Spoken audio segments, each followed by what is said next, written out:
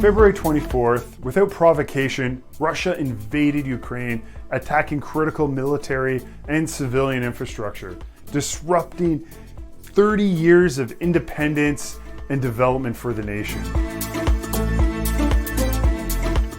An escalation of this magnitude has not been seen since the Second World War. The people and government of Ukraine have responded with fierce and steadfast resistance, maintaining control of their government and capital of Kiev. Although inspiring, this conflict has not come without tremendous cost. Civilian and military lives have been lost.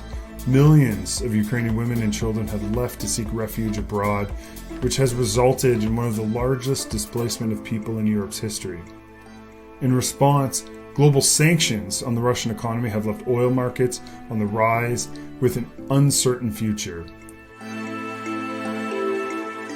Canada has shown swift support, bringing in refugees and providing military and humanitarian aid. Domestically, the rapid and ongoing response to the war in Ukraine has posed challenges to the public service. Canada is home to the second largest Ukrainian community outside of Ukraine at 1.4 million Ukrainian Canadians.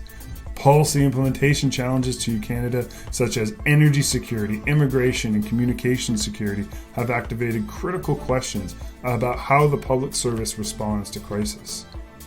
Join us this May 18th for our inaugural online MPA case study showcase. Over the next 2 weeks, from May 4th to May 18th, our students will be challenged with addressing the policy implementation implications of the war in Ukraine for Canada.